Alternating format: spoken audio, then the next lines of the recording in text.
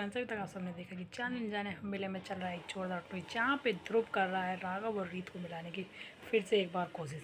क्योंकि ध्रुव को अब लग रहा है कि शायद जो उसने उसकी माँ के मरने पर झूठ बोला और राघव और रीत को हमेशा के लिए अलग करने की सोची, वो उसका गलत प्लान था।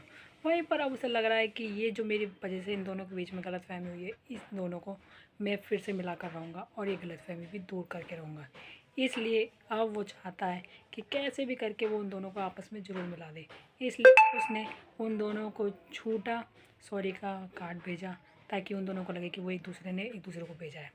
पर जैसे ही वो उस दाना पानी रेस्टोरेंट में आते हैं और दोनों एक दूसरे को देख के सॉरी बोलने लगते हैं, तो तभी रीत बोलती है कि मैं क्यों तुम्हें सॉरी बोलूँगी राघव, तुम ये बताओ मुझे। वहीं पर राघव बोलता है कि मैं क्यों बोलूँगा तुम्हें सॉरी, तुम ये भी मुझे बता दो, और तुमने मुझे यहाँ सॉरी बोलने के लिए बुलाया, तो तुम बताओ मुझे क्यों बुलाया। वहीं पर रीत भी बोलती है मैंने नहीं बुलाया, तुम मुझे बताओ तुमने मुझे क्यों बुलाया। तभी दोनों की कन्फ्यूजन दूर होती है कि उन दोनों ने एक दूसरे को बुलाया ही नहीं है। वहीं पर ध्रुव पीछे से खड़ा हुआ सब कुछ देख रहा होता है। वहीं पर जब इन दोनों की बातें ख़त्म होती है तो दोनों एक दूसरे से लड़ने लग जाते हैं, और ये सब चीज़ें देख कर ध्रुव को बहुत ज़्यादा गुस्सा आता है। और ध्रुव बोलता है कि शायद ये मेरा प्लान गलत था, कि मैं उन्हें मिलाने की कोशिश कर रहा था, अब ये मेरे वजह से और भी ज़्यादा दूर हो गए। वहीं पर दूसरी ओर कीर्ति की मम्मी को लग रहा है कहीं ना कहीं कि राघव जब पहले से ही शादीशुदा है, तो पर उसे ये नहीं पता था कि वो किसके साथ शादीशुदा है। और जब ये बात वीरू बताता है कि जब रोहित महंगे महंगे गिफ्ट खरीद रहा था, रिंग खरीद रहा था रीत के लिए, तभी वीरू आता है और बोलता है कि पहले राघव भी रीत के लिए ऐसे ही खरीदता था महंगी महंगी चीज़ें। तो जैसे ही कीर्ति की मौत सुनती है तो वो बिल्कुल चौंक जाती है और वो पूछने लग जाती है क्या रीत ही राघव की पहली वाइफ है। तभी सभी लोग बोलते हैं हाँ।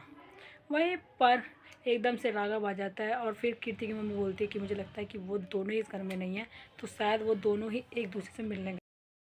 और फिर कीर्ति की मम्मी बोलने लगती है कि मुझे लगता है कि राघव और रीत शायद अभी भी दोनों एक दूसरे से मिल रहे हैं और वो दोनों एक दूसरे से प्यार करते हैं। इसलिए वो जैसे ही राघव एकदम से आता है तो वो राघव से पूछने लगती है कि राघव तुम कहाँ गए थे, क्या तुम्हारे साथ रीत भी थी। तभी वो बोल देता है नहीं, मैं कहीं गया था बाहर, पर मेरे साथ रीत नहीं थी। और जैसे ही रीत एंटर करती है घर के अंदर और रीत से पूछती है कीर्ति की मम्मी वही बात, तो रीत साफ साफ बोलती है हाँ मैं राघव से मिलने गई थी।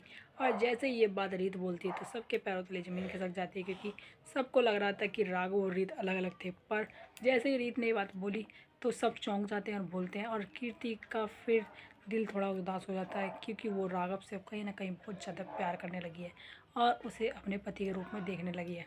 और जब ये बात रीत के मुंह से सुनती है तो उसे लगता है कि राघव मुझसे छुपा रहे हैं और वो रीत को ही प्यार करते हैं। तो आप सबको क्या लगता है कि कहानी में क्या नया ट्विस्ट आना चाहिए। वहीं पर स्मिता का पोल भी खुलने वाली है, क्योंकि स्मिता अब पैसों के लिए पहले प्रतीक के पीछे पड़ी थी, अब दूसरा आदमी को पटा रही है। तो आप सबको क्या लगता है कि स्मिता ये सब चीज़ें सही कर रही है गलत, तो आप सब कमेंट करके बताइए। और आगे देखिए कि कहानी में क्या नया ट्विस्ट आने वाला है, क्या रीत और रोहित की शादी होगी या फिर राघव और रीत की शादी होगी।